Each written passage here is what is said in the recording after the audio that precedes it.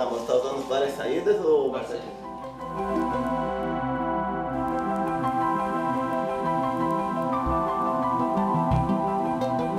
Eu tenho ouvido absoluto, quem dera. Acho que a pior cobrança é quando a gente se cobra mesmo, a gente se cobra muito. Se eu digo pois sim, quero dizer não.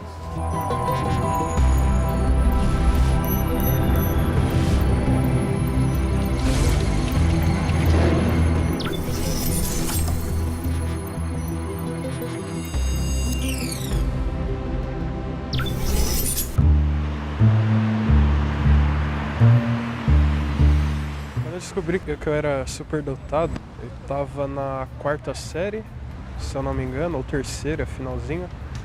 E, bom, primeiro foi aquela coisa do, caramba, eu sou superdotado, que... Quando a gente fala em superdotação, essa palavra vem carregada de muitos mitos. E as pessoas confundem o que é um superdotado com o que imaginam que fosse um superdotado. Em matemática eu sou bem pior que ele, mas também pode ser por problema de déficit de atenção em contrapartida, mas ele realmente tem algumas facilidades a mais, em termos da programação também é melhor e tem mais facilidade, dá para perceber. E claro, né, de acordo com os exames mostra, deve ser a verdade, né? Eu sou bom, deixa eu ver, em resolver as coisas da matemática. Mais ou menos, não muito, mas mais ou menos. Eu não gosto de fazer lição, mas eu gosto de prestar atenção na aula, assim. Só presta atenção, só. Fala em um superdotado e fala em um gênio, uma pessoa que sabe tudo, que nasceu sabendo tudo, que tem um futuro garantido, não? Que está além de qualquer outro. E na realidade não é isso um superdotado. O termo superdotação é usado para classificar crianças e jovens que têm potencial e desempenho maiores do que crianças das suas idades. É uma coisa bastante genérica, porque você pode ser superdotado em dança. Uma criança que dança muito melhor, tem muito mais facilidade, aprende muito mais depressa e tem um desempenho muito melhor do que as outras garotinhas da idade dela que estão na mesma aula que ela. Mas você também pode estar falando de uma superdotação na matemática, ou na língua portuguesa, ou no esporte. Então, é um termo bastante genérico que abraça muitas coisas. Então, assim, só você dizer que uma criança ou que um jovem é superdotado, você não está dando muita informação. O que você está dizendo é, olha, ele é muito acima das crianças, dos seus pares em idade. Alta habilidade te mostra a área onde você, digamos, onde você tem um melhor rendimento. Mas em outras áreas você não pode ter esse rendimento. Talvez você tenha um rendimento menor ou até tenha dificuldades. Se você for olhar realmente na história com H maiúsculo, lá na Grécia Antiga, os meninos que tinham mais capacidade esportiva eram separados, muito pequenininhos, já postos para começar a correr, a fazer os esportes, a fazer exercícios, etc. Os que tinham mais facilidade verbal iam para as academias para já começar a aprender filosofia, poesia, etc. Então, historicamente, desde lá de trás. E depois, de uma maneira geral, ao longo da história, só que não chamava superdotação. Na Itália, tinha aqueles meninos com vozes espetaculares, os castrati. Eles eram tão espetaculares que eles eram castrados, muito pequenos, para que eles não mudassem de voz, porque menino muda de voz, com 12, 13 anos começa a ficar rouco e muda de voz. Mas, obviamente, que eles eram selecionados porque eles tinham uma facilidade, um tom de voz, um alcance espetacular. Então, isso, ao longo do desenvolvimento da humanidade, você sempre identificou esses que estavam muito acima da média.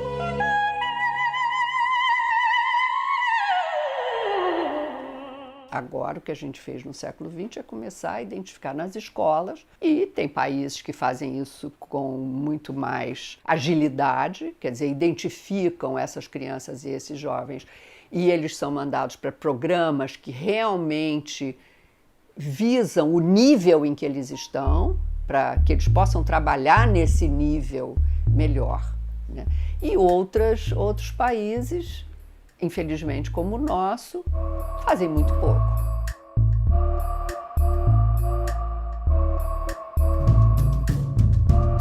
Era uma criança inteligente. Eu ia ao pediatra, eu contava os avanços do Guilherme e ele me apontava: eu acredito que seu filho é superdotado.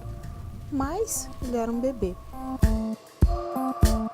A partir do 6º mês, por exemplo, ele não fazia mais cocô na fralda. Ele dormia e acordava com a fralda seca. Eu levava ao banheiro, ele se divertia, ele fazia xixi já na privada, era muito legal. Ele começou a dar os primeiros passos sozinho, ele ia até a parede, levantava no 6º mês. O Carlos tinha 5 anos e o Carlos era muito agitado, não parava em sala, queria ficar andando pela escola. E o diretor achou que aquilo ali não era normal, né? Ele não focava nas lições, nas propostas dentro de sala. Ele me chamou e me disse assim: olha, Luzia, eu estou achando que o Carlos é uma criança com altas habilidades. Eu conheço uma associação, eu vou encaminhar vocês para lá para poder estar fazendo um teste. Eu fiz uma inscrição e aguardei em torno de um ano e pouco. Foi quando chamaram a gente para estar fazendo o teste. O que entra na composição da avaliação de uma criança superdotada? Você vai ver potencial e desempenho, na área que você imagina que seja a superdotação, e você vai ver também pensamento divergente. E o que é o pensamento divergente? É o pensamento crítico, a capacidade de analisar, de fazer relações, de tirar conclusões, e o pensamento criativo, né? A capacidade de criar uma coisa nova, de, a partir de uma coisa conhecida, criar uma coisa desconhecida. E a terceira característica que a gente busca quando está avaliando é a dedicação obstinada a determinadas tarefas. Então é aquela criança, às vezes, muito pequena, de 4, 5 anos, que é capaz de trabalhar num mesmo material. Esse material pode ser até uma construção de Lego, ou um desenho, durante um período muito mais longo do que uma criança daquela idade seria capaz de trabalhar. Na creche, ele fazia muitos apontamentos que para algumas professoras era estranho. Ele criava brinquedos com Lego e eram armas, aviões de guerra e ele fazia aquele barulho, aquilo lá deixava as professoras, nossa, mas ele cria armas, né? Elas ficavam impressionadas. O que você mais gostava de fazer lá? Da aula de robótica. Nós fizemos um carro elétrico. Projeto, sabe? Projeto de carro elétrico com fio. Aí foi lá. Começou desde o início, da primeira peça até o carro funcionar. Quantos anos você tinha? Quanto tempo você ficou lá? Ele ficou 4 anos lá, ele foi para lá, ele tinha uns quase 8. Ele amava o Cocoricó, Castelo Rá-Tim-Bum, né? Então ele cresceu vendo essas coisas, mas na escola ele soltava a imaginação. Quando ele foi para a escola estadual, que ele começou o Fundamental 1, os problemas começaram a aparecer. Durante a 3ª série, a professora chegou a comentar que estava complicado de dar aula porque ela passava exercício, ia lá e falava a resposta. Aí ela não conseguia explicar direito a matéria para o resto da sala, que acabava atrapalhando. Teve uma vez que me ligaram, eu tinha chegado do trabalho e que era para me buscar o Carlos porque o Carlos tinha se trancado no banheiro e não queria sair de jeito nenhum. E aí eu fui para a escola, cheguei lá, tinha até polícia e o Carlos estava trancado dentro do banheiro. Ele só saiu do banheiro quando eu cheguei e falei: ó, Carlos, eu tô aqui, pode sair, porque ele se sentiu coagido dentro da sala de aula. Eu lembro quando a polícia chegou lá na porta, aí eu vi o barulho da sirene. Aí teve um episódio também que ele estava bem alterado, agitado, queria ir embora, não queria ficar na escola. E aí eles falaram assim: ah, se você não se acalmar, eu vou chamar o SAMU para você, né? Então são pessoas totalmente despreparadas. Essa é a nossa tragédia, né? Então nós temos por aí, nas escolas, um monte de meninos e meninas brilhantes que poderiam estar sendo aproveitados, que poderiam estar sendo estimulados a estudar mais, a se desenvolver mais, a atingir níveis mais altos de desenvolvimento, mas eles não têm essas oportunidades. Inclusive, às vezes, a escola impede que ele se desenvolva. Não é só que não ajuda, mas impede. Porque muitas vezes ele é um aluno chato.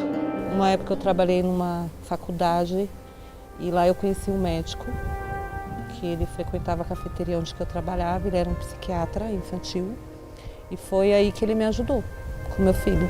Ele falou para mim, olha Luzia, o problema do Carlos é que a escola não trabalha ele. E isso é o único problema. Se ele tiver profissionais que trabalhem com ele e façam com que ele coloque para fora tudo isso que ele tem aí dentro, ele vai melhorar. Mas caso contrário, vai causar problema para a escola, para os professores. É isso.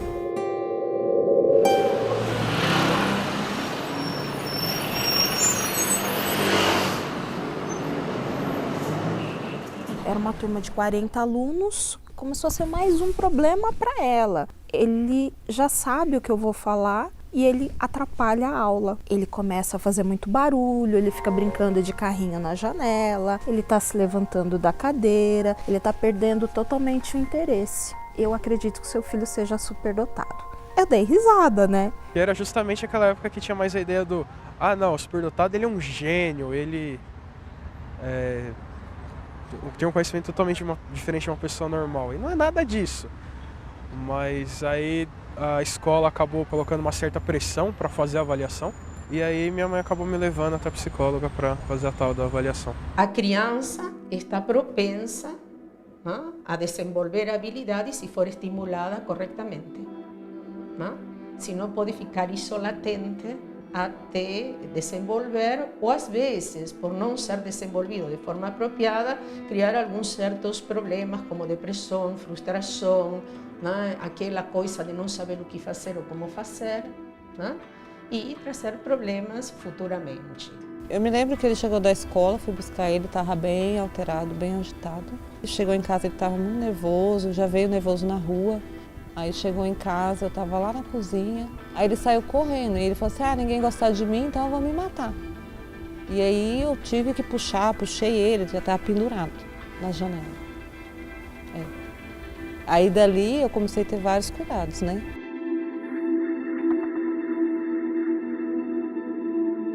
Saí desesperada para procurar a tal avaliação. O governo não oferece avaliação neuropsicológica, saí com encaminhamento da escola, que a pedagoga fez, mas no sistema público isso não tem. O convênio médico não cobre avaliação. Se o plano de saúde oferece ou não, nós temos também que lembrar que é um processo educacional. Há psicólogos, sim, que fazem esse processo de avaliação. Agora, ele é um processo longo, não é um processo de um dia para o outro. Talvez seja por isso que a mãe reclama do custo. Eu atuo há 18 anos e especificamente com altas habilidades de superdotação tem 10 anos. Psicólogos em geral não são preparados para reconhecer essa condição. Nossa formação não nos dá esse leque de percepção, né? Até por isso é muito frequente crianças com 16, 17 anos de idade não terem recebido uma intervenção adequada, exatamente porque não tiveram um olhar de um profissional especializado para a condição que ela apresentava quando, sei lá nos primeiros anos do desenvolvimento dela, a família foi procurar alguma ajuda, né? Porque é mais evidente que falta. Né? O que está acima não é evidente. Corre daqui, corre dali, não encontrei ninguém. Em São Paulo eu resolvi jogar na internet. Aí apareceu um blog, Mãe de Crianças Superdotada, e vi que era de uma advogada. Eu tenho 2 filhos adolescentes superdotados. Hoje o menor tem 14, a mais velha tem 17 anos. E eles foram identificados ainda quando bem crianças, por volta de 4, 5 anos cada um. Hoje o meu trabalho é divulgar o que é a superdotação, quais são as leis, os direitos desses alunos, como implementar o direito desses alunos em sala de aula, quais são as teorias que envolvem a superdotação. Eu vejo na escola dos meus filhos muitos alunos que eu sei que têm superdotação, que têm uma facilidade, seja na matemática ou uma facilidade total, e que não tiveram a identificação. Naquele ambiente eles estão sendo estimulados, mas a gente vê que em outros universos, outras escolas, principalmente as públicas ou até mesmo particulares de baixa renda, os alunos não têm essa mesma sorte. Eu ainda sou antiga, só gosto de jogo colaborativo. Em cada estado brasileiro tem um NAS. O que é o NAS? É um núcleo de atividades de altas habilidades e superdotação. Esse NAS ele deve estar habilitado a indicar qual o melhor local para realizar essa avaliação. Qual é a parceria que o estado tem? O NAS também faz avaliação, né? O NAS é público, é da Secretaria de Educação e tem a formação para realizar a avaliação. Então é só procurar na capital do estado, na Secretaria de Educação, onde funciona o NAS e que orientação esse NAS pode dar para essa família. Nós não temos NAS, porque você não conseguiria ter um NAS em muitos lugares, porque você dependeria de um seleto grupo de profissionais que nós não temos no Brasil, não é no estado de São Paulo, nós não temos no Brasil. Ao invés de criarmos núcleos, realmente nós enfatizamos na orientação técnica, no trabalho. Não tive nenhum apoio da Secretaria de Ensino, nem mesmo da escola onde ele estudava. Eu não vou discordar do que essas mães ou esses alunos tenham dito. Mas às vezes as pessoas não vão nos lugares certos. Para nós, nunca chegou nada. Todos os nossos atendimentos são feitos, tudo que a gente tem feito, nunca tivemos nenhuma reclamação. Todo dia, praticamente, eu chegava do trabalho e a escola me ligava para buscar ele. E os professores, eles sabiam da alta habilidade dele? Sabiam, mas questionavam, porque eles falavam assim, eu não vejo nenhuma habilidade no Carlos. Por que as escolas não identificam, embora por lei devessem identificar e devessem atender com programas educacionais diferentes? Isso é feito uma minoria tão pequena de escolas que nem conta. Teve um certo tempo, eu não lembro se foi na época de depressão, que eu cheguei a tomar, acho que foi sertralina, alguma coisa assim, para ver se melhorava um pouco a coisa.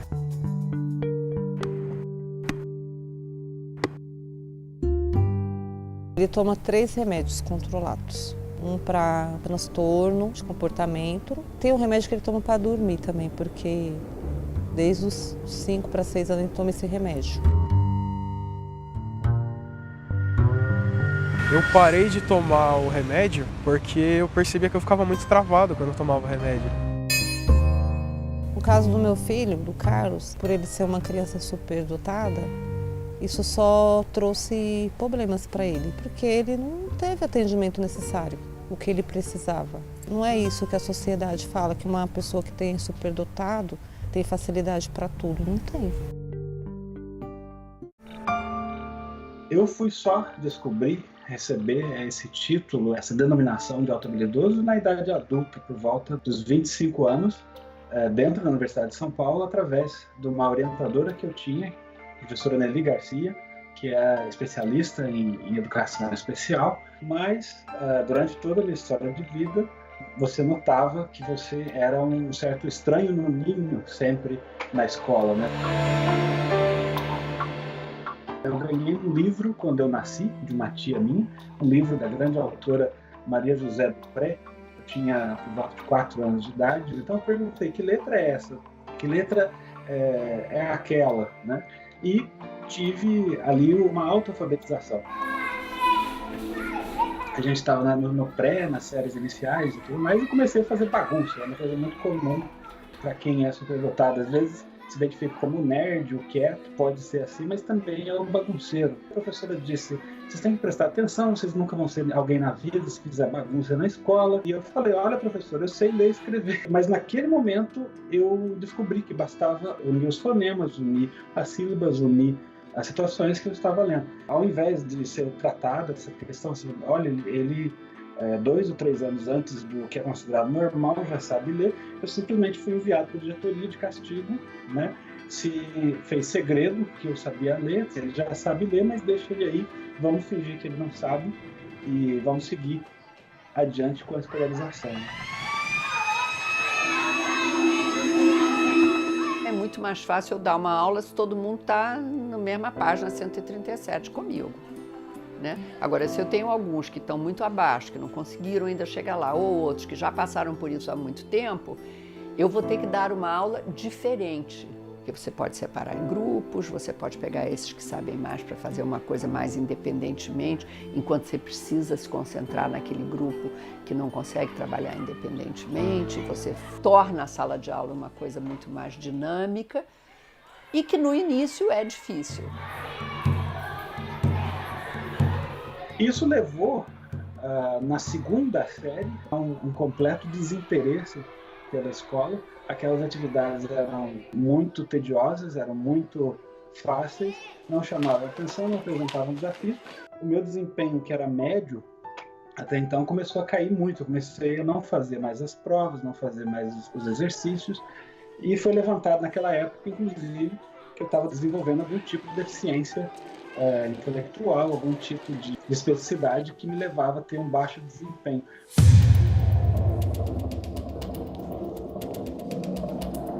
O ser humano resiste à mudança, de uma maneira geral. Então, você ouve as professoras dizerem, mas eu ensino assim há 20 anos e dá certo, por que eu vou mudar? Dá certo para um mundo de 20 anos atrás, mas eu vou continuar nesse lugar seguro, que eu não preciso mudar. Teve uma professora, acho que na 6ª série, ela chegou a comentar, não, mas se você é superdotado, tem que ter um jeito diferente, você não deveria, tipo, estar na mesma sala ali com os outros, porque você precisa de um desafio a mais. E aí, eventualmente, ela ia passava exercício extra pra mim. Mas isso aí foi uma professora só. Eu não acredito na educação atual, eu não acredito na educação massiva, eu não acredito que todos somos iguais. Eu acho que cada um tem seu tempo para aprender, para amadurecer, para poder fazer as coisas, e a gente tem que respeitar o tempo de cada um. Quando eu massifico, eu estou prejudicando alguém. E se eu estou prejudicando alguém, então a coisa não está certa. Eu tenho que tentar atender todo mundo. Agora está começando a ter uma reforma, mas até agora a educação é como era faz 60 anos atrás. Nessa mesma época, a gente tinha um outro colega, que também era no nosso pequeno grupo de amigos. Esse colega realizava cálculo infinitesimal na 6ª série, a professora estava ensinando começando a equação de 2º grau, e a gente já fazia derivadas e integrais na 6ª série, escondido. A gente tinha pais analfabetos, os pais faleceram rapidamente, e ele foi entrando num processo de exclusão que ele terminou como morador de rua. Hoje em dia ele está preso, condenado por assassinato, né? Num crime muito mal esclarecido, numa situação complicada, uma pessoa que não teve uma defesa, não tinha família. O que você acha que são esses milhares de meninos hoje no Rio que estão trabalhando para o tráfico, etc? São meninos brilhantes. Quem são os que são fisgados? Os que são ótimos de matemática, os que são ótimos de papo, os que têm uma inteligência interpessoal maravilhosa, porque ele consegue ir lá e conquistar as pessoas. Na escola é essa chatice, que ele não aprende nada, que a aula é muito chata, que a professora não é interessante, que não tem nada que possa... Ele sai da escola, porque simplesmente ele diz para os pais, não vou mais, ainda passa a trazer um dinheirinho para casa, que a família não acha tão mal assim. Pois é, ele largou a escola, mas olha, ele agora me ajuda. O que ele faz para ajudar você? Não, ele faz uns trabalhinhos aqui que eu nem sei o que é, mas ele me traz R$50 todo dia. Eu penso que essa foi uma grande diferença, a intervenção de uma escola que me deu uma bolsa de estudos. Esse meu amigo não teve uma oportunidade de continuação de estudos de uma maneira diferenciada. A ciência ela já explica que existe um componente hereditário de 70% e 30% seria o estímulo do ambiente. A pessoa, para ser considerada, para desenvolver a superdotação, ela herda sim essa inteligência de algum parente, não necessariamente pai ou mãe, mas ela tem que ter um ambiente que ofereça esse estímulo para que desenvolva o potencial. Então eu prestei FUVEST, um vestibular conhecido pela concorrência, pela dificuldade. Naquele ano eu passei em primeiro lugar e saiu na imprensa.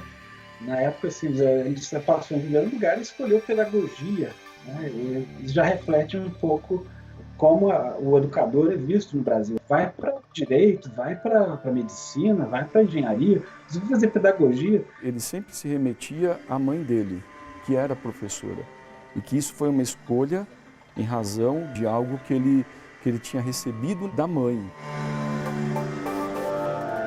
Por volta de 6 meses do curso, disse às minhas orientadoras, eram 2 professoras, a Universidade de São Paulo é muito fácil, não apresenta desafios, não tem qualidade para mim, então eu vou desistir. Ele vinha de 2 formações que podem ser equiparadas a cursos superiores, um bom respaldo de filosofia, né, de teologia, um pouco diferente do perfil dos alunos de pedagogia, que eles terminam o ensino médio e já vêm fazer o curso de formação de professores, né? E aí, as minhas orientadoras disseram assim, o seu problema, a sua questão é que você tem altas habilidades. Então, para você continuar a carreira acadêmica, você não tem que completar essa sua graduação no tempo regular, nós vamos te acelerar. Entendendo que era uma oportunidade trabalhar com o Giovanni, deram praticamente todas as condições para ele trabalhar. Eu acho que disso surgiram vários projetos que foram para frente e foram concluídos, né? Como o Vide Braille, os projetos do Labrimp, dos pontos de cultura. Eu acho que ele sempre esteve envolvido com esses projetos.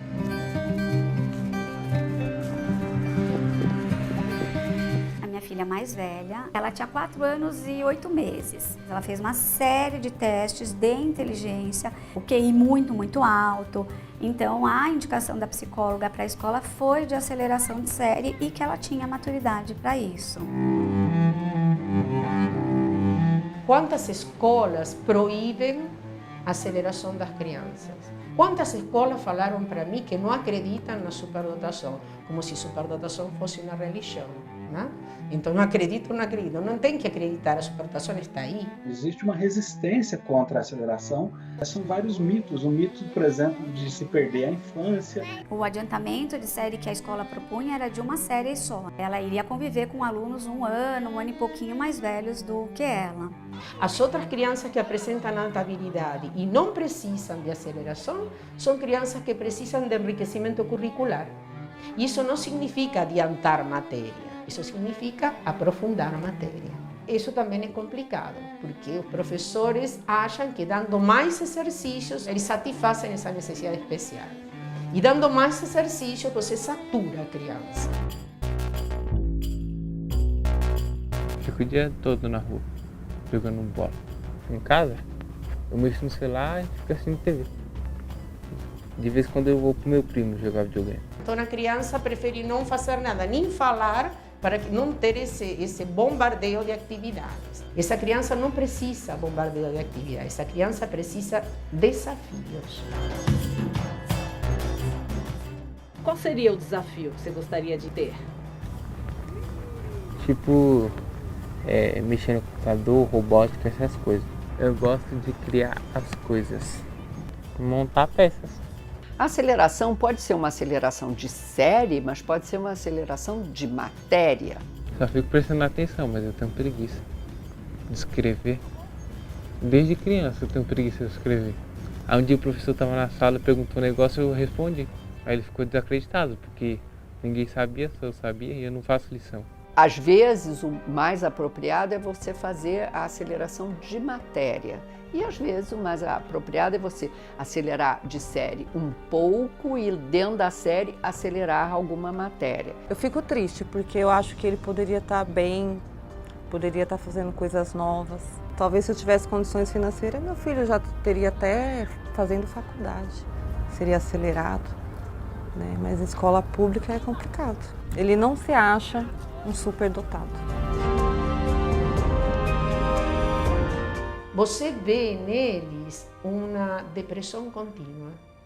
Eles não se valorizam, eles não assumem identidade e eles não conseguem entender o que está acontecendo com eles. Eu tive adultos aqui que após avaliações, ele fala, agora eu entendo o que aconteceu com a minha vida.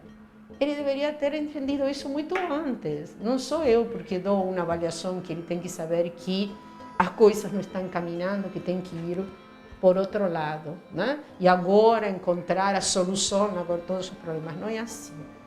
Então, essas pessoas realmente se perdem.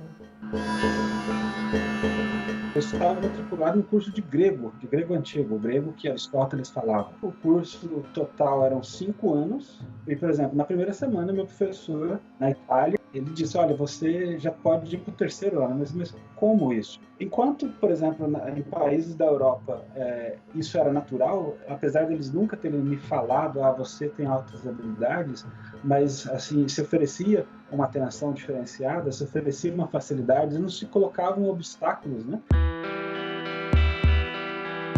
Eu vivo hoje no estado da Flórida, onde eu tenho uma empresa e realizo projetos para várias outras empresas.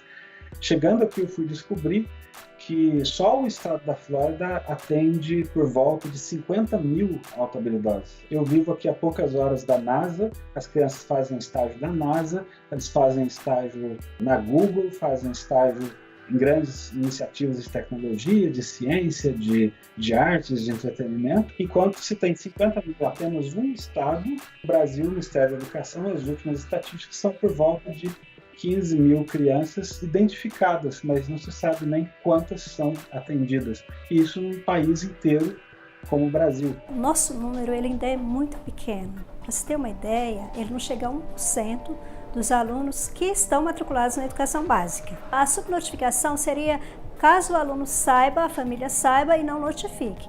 Não é esse o caso. Nós não temos a identificação. Esse aluno ele é um aluno com altas habilidades de superdotação e não foi identificado. A vida é assim. Uma caixa de surpresa. Eu trabalhei durante 17 anos com crianças superdotadas de baixa renda. Quem cultiva amor, colhe com certeza. Passaram pelas minhas mãos muitas crianças, muitos alunos superdotados de escola pública. Não chores, meu bem, porque o amor já vem. E tivemos superdotados super sociáveis, porque uma das áreas da superdotação era a inteligência interpessoal. Então são aqueles que são bons de papo, são super sociáveis, eles conquistam um grupo, eles dificilmente vão sofrer bullying na escola. Sei que não sou perfeito, tenho os meus defeitos, vem pro meu mundo. A minha mãe, ela trabalha em casa e o meu pai, ele é um monte de coisa. Ele é vendedor ambulante, ele é garçom, ele vende salgado. Quando eles souberam que você vinha pra cá? Foi uma notícia muito trágica, mas também muito legal. Trágica? Porque eu tive que sair da minha escola que eu amava tanto. Mas ia ser melhor, então eu decidi vir pra cá.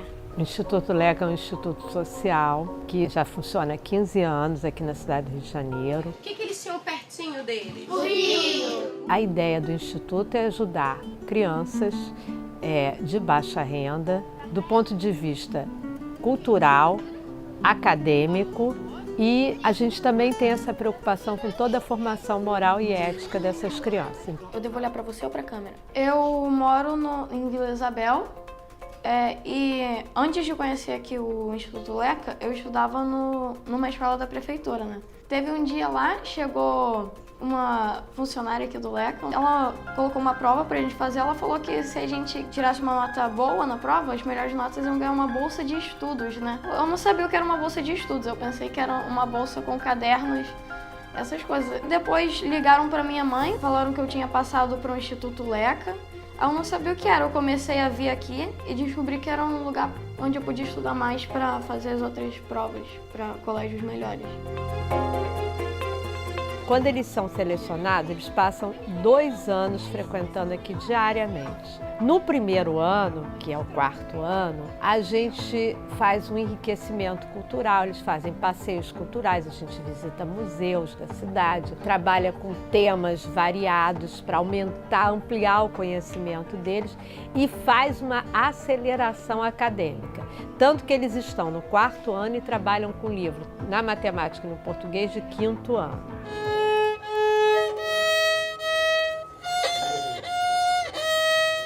ela teve o dia, desde pequenininha, preenchido. O dia inteiro, até as 5 da tarde, quando não era balé, violino, flauta, natação. Então ela sempre gosta de tudo um pouco. E estudar principalmente. Ela tem um ciúme com os cadernos, se deixar, ela chega, ela não tem preguiça, com sono, ela gosta de estudar bastante. O projeto acelera, né? Ela está sempre à frente. Então, não quero que ela seja arrogante na escola, não quero que ela seja pretensiosa. Eu sei de tudo, eu sou... Então, eu me preocupo muito com isso. Que várias crianças não sabem, ela sabe, até com a professora, ela fala, nossa mãe, a professora fez um dever assim, e eu respondi certo e ela falou que eu não estava certo. A questão sim que ela corrige a professora em casa no dever de casa, que eu acompanho mais o dever de casa. Toda vogal, tipo, a gente fala abrindo a boca, toda consoante a gente fala, tipo, B, a gente fala fechando a boca. Difícil é quando ela quer ser mais inteligente que eu, ela quer ser mais adulta que eu, em vários aspectos assim. Mas eu falo, não é assim, é assado. Aí é só essa questão. A, vogal, consoante, B, entendeu? Eu acho que eu fui uma criança superdotada, entendeu? Mas na época não existia esse termo, esses estudos, né? Eu estudei escola pública também, né? E eu sempre fui destaque da sala. Graças a Deus consegui ir para uma escola, né? Melhor assim, porque eu morava no subúrbio. Eu tinha uma habilidade matemática muito grande, assim. Mas quando eu entrei naquela escola, outras pessoas tinham outra habilidade. Então tudo mudou a minha vida, né? A gente tem que observar isso também na sala de aula, né? Essa interação entre eles, né? Para que as habilidades deles fluam ali dentro daquela sala de aula para todo mundo. Eles entram aqui, eles não sabem absolutamente nada de nada, até porque eles estão no ensino fundamental e não deram química, não deram física, não deram nada disso. Eles começam fazendo isso, piscar LED, fazer displayzinho, até a última aula, que é a montagem realmente de um robozinho, que eles vão montar e programar com o conhecimento que eles tiveram durante o curso. No caso da aula que eu entrei pela primeira vez, era para as pessoas fazerem um LED, né? Aí a melhor animaçãozinha com os LEDs ia ganhar uma caixinha de bicho. Aí eu entrei aqui pra ver como era a oficina, aí ele deixou eu montar um LED também. Aí eu acabei ganhando o bicho. Acabei de programar um contadorzinho. Cada 1 segundo ele troca um número. Eu consigo ver a parada mexendo, assim, eu acho isso muito fascinante, você vê o resultado do trabalho. Agora o Igor está fazendo aqui um sequencial de LEDs, né? Ele programou a sequência, programa a velocidade e fez o sequencial. Estou estudando português, matemática, geografia, um pouquinho mais. Você está estudando para quê exatamente? Para fazer uma prova para algumas escolas melhores, que eu tenho mais coisa para aprender. Eu me inspiro muito na minha mãe, porque é que assim, né, ela... Desculpa. É que o sonho dela foi interrompido, né? Por questão de família, e agora ela conseguiu se formar em contabilidade e ela é como se fosse uma inspiração para mim. Eu espero que eu possa me formar em uma boa faculdade e possa mudar o mundo. Eu sempre quis fazer doutorado e agora eu quero mais ainda. Já sabe mais ou menos se vai seguir para geografia ou para matemática? Não sei. Meu coração tá partido. Eu tenho certeza que essas crianças mudam a vida delas no momento que entram aqui, não só a vida delas, como muda o entorno. E que no futuro a gente tem certeza que isso vai ser bom para o país, né? Tem que ser. A gente acredita nisso e espera que a diversidade que essas crianças de baixa renda, índia, preto, branco, mas que todos com essa capacidade vão poder reverter isso para o bem comum e para a nossa sociedade. Eu sou boa em quê? Em que você é bom, Rafa? Meu nome é Rafael, eu tenho 10 anos. Eu acho que todo mundo veio pra cá, né, para explorar a inteligência, né, que nós temos acima da média. Pode ser uma coisa que representa o que mais me interessa? Entre a foice e o martelo. Eu tô 24 horas por dia ligado em alguma informação. Eu espero, né, para o meu futuro ser um jornalista. Eu tinha dificuldade principalmente pela interação com as outras pessoas. Ficava um pouco maçante depois de um tempo. Eu tinha asma, e ainda tenho, fala nisso. E aí minha mãe queria saber o que que era, e aí ela me levou numa psicóloga. E aí essa psicóloga, não, esse menino não é normal. E aí ela me encaminhou para essa sala. E aqui na sala, na faixa etária da educação infantil até o ensino fundamental 1, é extremamente comum eu ter um aluno que dê conta de falar todos os ossos do corpo humano de cor e salteado, mas que na hora de encher o balão vai ter dificuldade, porque não tem uma habilidade psicomotora fina. Mas quando está em um outro espaço e alguém fala que é superdotado e não deu conta de amarrar o cadarço e esqueceu a bolsa, vem a acusação do mito. Poxa vida, mas esse menino não é superdotado. As escolas não são preparadas para atendê-los. Nem os profissionais que nós temos hoje, não desmerecendo, porque eu sei o quanto é difícil para o profissional também se especializar, mas eles também não valorizam, eles não têm essa sensibilidade para observar que o aluno tem esse diferencial. Eu guardava muitas coisas para mim, e aqui na sala a gente pode falar. Essas crianças de superdotação, eles têm uma sensibilidade de justiça muito aguçada. Então, muitas vezes, eles se sentem injustiçados por uma política da escola e a escola não observa, não dá voz a esse aluno que está ali falando do assunto e que poderia ser um potencial para ajudar mesmo. Você se sente mais solto com as pessoas que têm alguma coisa em comum com você. Como pedagogo especialista, a minha função é apresentar novos conhecimentos, trabalhar o eixo da criatividade, isso é uma obrigatoriedade, e o autoconhecimento. Quando eu vim pra cá, eu não sabia muito bem o que eu estava fazendo aqui. Eu estava meio perdida, mas aí depois eu fui entendendo como a coisa funcionava e aí eu acabei me adequando. Minhas notas na escola veio sendo bem altas em matemática, tanto mais que a área de humanas, que é a minha área.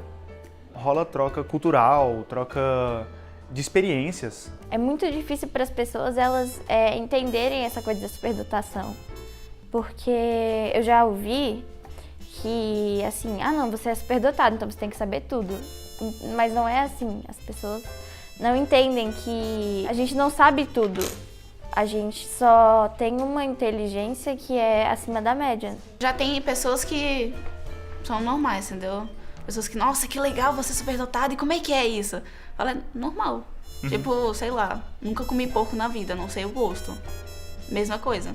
Nunca não fui superdotada, não sei como é. Nunca estudei para uma prova de matemática. E sempre tirei 9, 10, 9, 10, sem estudar. Só prestando atenção no que o professor estava falando. Acho que foram 7 ou 8 anos da minha vida que eu não fazia ideia do que era superdotação, nem altas habilidades. E aí quando eu vim pra cá, foi quando eu comecei a me ligar, entendeu? Eu tinha muitas notas altas na escola. Daí a minha irmã também fazia altas habilidades aqui. Minha mãe perguntou se eu gostaria de vir aqui. Mãe, eu quero. Esses núcleos, eles têm a função de apoiar os sistemas de ensino no atendimento aos alunos com altas habilidades de superdotação, formar professores, atender esses alunos e suas famílias e colaborar para que a inclusão desses alunos e o aproveitamento dos seus potenciais aconteça de fato. Enquanto eu estou a fim de discutir sobre os grandes vulcões ativos e inativos desde o século XVI, tem aluno que vai buscar isso como pesquisa, eu chego aqui na sala e encontro uma colega que sabe, além desses vulcões, perspectivas de novas erupções do Kilauea, por exemplo. Aí a gente vem pra cá, aí o pessoal começa a conversar umas coisas legais e tal. Sabe por que é isso? Acontece isso, isso. Vamos pesquisar. Outra coisa também, o projeto, que a gente pode escolher o assunto que a gente quer fazer, entendeu? Uma liberdade que não nos dão na escola, normal. O eixo formativo, identitário, de construção, de autoconfiança e de encontros de pares, ainda é um grande ganho dessa sala. Eu senti aqui nesse lugar que eu era muito mais acolhida do que nos ambientes normais, assim, porque eram pessoas que viviam a mesma coisa que eu vivia todos os dias, e aí é diferente, sabe? Não!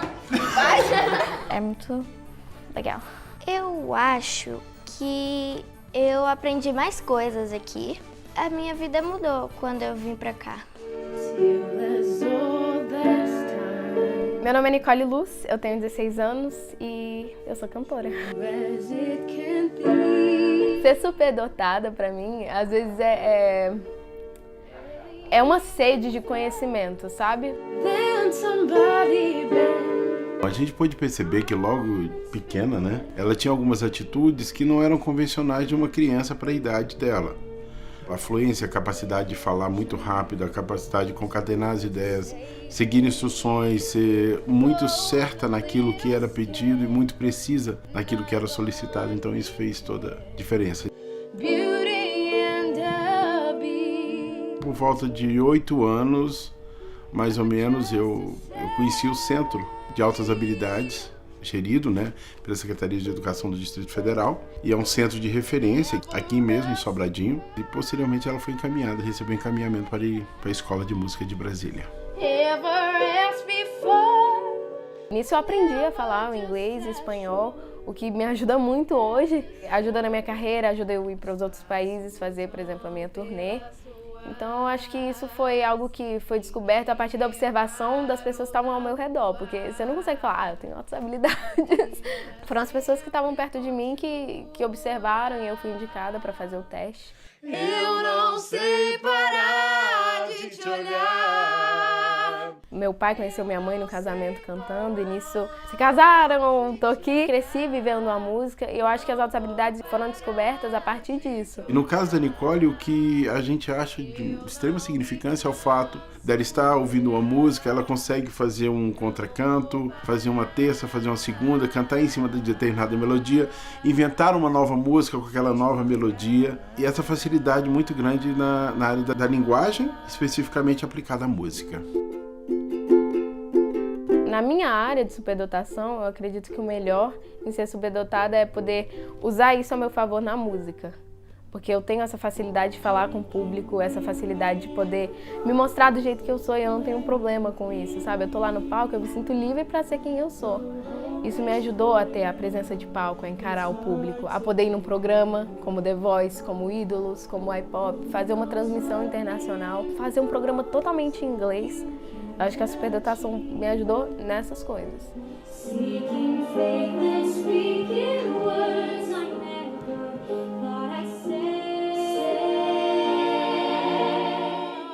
O que a gente observa bastante na Nicole é a questão da emoção.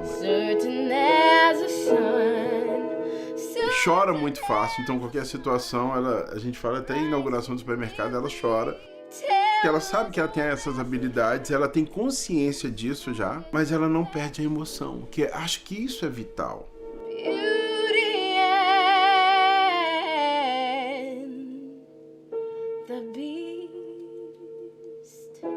Eu gosto de assistir esses vídeos antigos que é pra ver o tanto que já melhorou, sabe? Coisa que eu fiz lá que hoje eu não faço mais. Eu cantava com a laringe muito alta, não usava tanta técnica, eu cantava com o que eu achava que era. Questão de interpretação também, andar pra frente, voltar pra trás, fechar muito o olho, sabe? Coisas simples assim. Vou postar um trechinho da batalha. Tambor. A primeira batalha do The Voice Kids foi aqui em abril também. E a Ivete falou, não tenho como elocubrar, não tenho palavras, não tenho repertório pra falar sobre o que aconteceu aqui. E eu fiquei, eita. Quando ela foi pro The Voice, ela já não estava tão ingênua mais. Ela já tinha passado pelo Ídolos antes. Então no The Voice ela conseguiu lidar. Tem as frustrações, mas a gente sempre colocou ela com o pezinho no chão. Se não virar nenhuma cadeira, já tá ótimo. Pra ela se preparar pro não, porque a gente tem mais não na vida. Se tivesse um sim, ótimo. Mas se não... A gente ficou muito feliz quando as 3 cadeiras viraram. Triste que tem a parte da edição, né? Que não mostra tudo o que aconteceu, a plenitude de tudo aquilo. Quando todo mundo que estava presente, todo mundo não parava de aplaudir. Logo depois que passou a parte do The Voice, ela foi novamente para uma seleção mundial de talentos, que foi quando ela foi selecionada para ir para Los Angeles. cantei em português e a gente entra em inglês no final. Eu ensinei ele a cantar em português, ó. Na tempestade, forte ele me faz. Os diretores que estavam fazendo a seleção pegaram o papel que tinha o nome dela assim e me chamou e falou, e encheu de estrela. Eu falei, mas ele tá rabiscando todo o papel da Nicole. E olhando meus olhos e falou em inglês, pai, você tem uma estrela. There can be miracles when you believe. Isso que me deixa mais, assim, impressionada de eu estar fazendo essa quantidade de coisas e eu fico, nossa, eu tenho só 16 anos, quantas coisas eu ainda tenho para aprender, tenho para viver, para crescer, para poder compartilhar com as outras pessoas. Então, eu fico muito emocionada de poder estar fazendo todas essas coisas tão jovem ainda. Well, when you believe.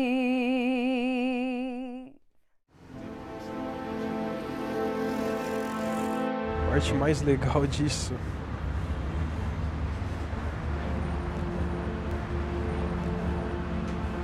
não sei. Não tenho como falar disso porque não é um negócio que eu parei pra pensar. Ah, se eu não fosse superdotado, isso aqui seria diferente.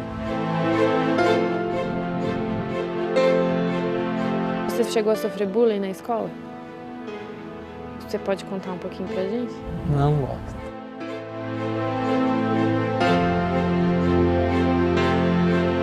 Estão surgindo alguns cursos, né?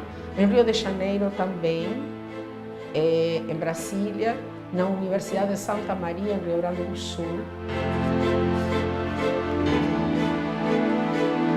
As coisas estão começando a acontecer, né? Mas muito devagar.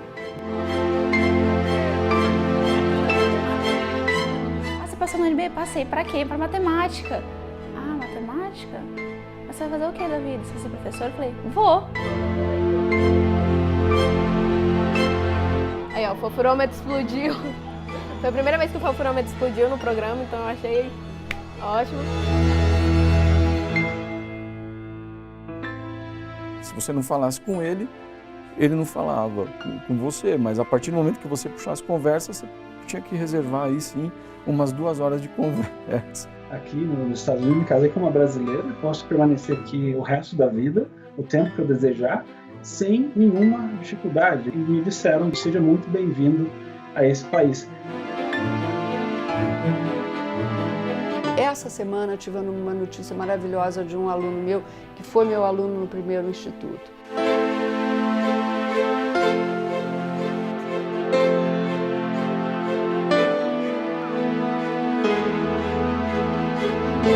Recebeu a notícia de que vai passar um semestre nos Estados Unidos, em Connecticut, estudando, fazendo um pedaço do doutorado dele lá.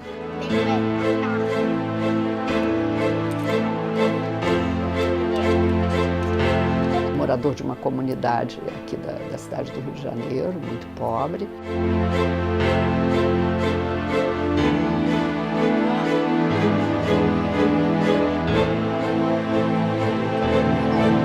Nós somos a andorinha levando aquela gota d'água para o incêndio, porque os números que nós atendemos são muito poucos quando você pensa na rede de escolas públicas do Rio de Janeiro. E quando você pensa nesse Brasilzão todo, então é